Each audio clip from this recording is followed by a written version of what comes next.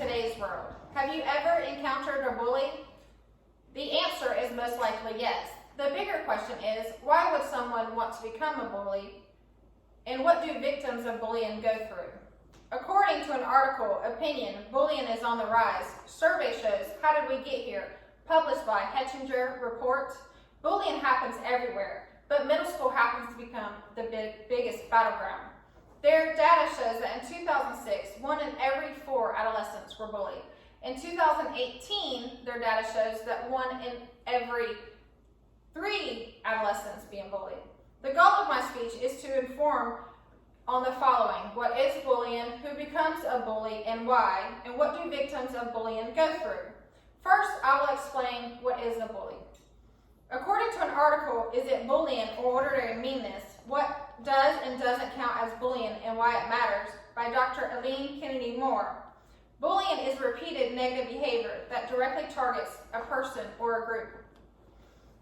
According to an article, What is Bullying? Published by Promote Prevent, you must have encountered, but not limited to, the 3 acts of behaviors from the bullying, which I will explain.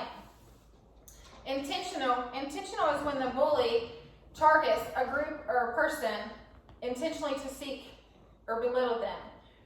Repeatedly is the next behavior. Bullies tend to repeatedly go towards the same person over and over again. And power is the biggest one in bullying.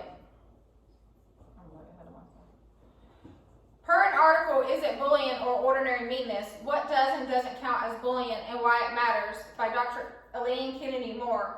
Power is one of the biggest factors in bullying. To me, power is physical strength or someone who is stronger than you. Power can also represent a gang, a group of people, a higher social class, and or someone older than you. According to the article, What is Bullying? Published by Promote Prevent, there are 3 types of bullying. Physical bullying, which consists of hitting, kicking, punching, spitting. Verbal bullying, which is belittling or using words to hurt another person. And cyberbullying, which we all know, is over social media, through email, or over any technology device. Next, I will explain the findings of what studies indicate on who becomes a bully and why. According to an article, Why Kids Become Bullies, published by Yale, they did an MRI on a group of adolescents, and the adolescents that had bullied, their images were completely different than the adolescents that had not. Some of the most relevant key targets to bullying is social class, race and ethnicity, behavior issues such as ADD and anger issues, personal home lifestyles and interactions, and gender. According to an article, Why Kids Become Bullies, published by Yale Medicine, higher social class can lead to increased bullying, as they are one of the key characteristics of bullying, which is power. What does a victim of bullying go through? According to an What is Bullying article by Promote Prevent, bullying damages victims in many ways.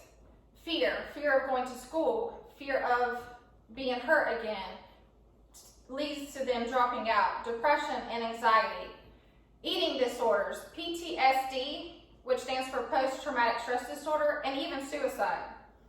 According to an article, Opinion, Bullying is on the Rise, survey shows How Did We Get Here? Published by Hechinger Reports, seeking help is hard for the victims, but it can reduce the mental damage of the bullying.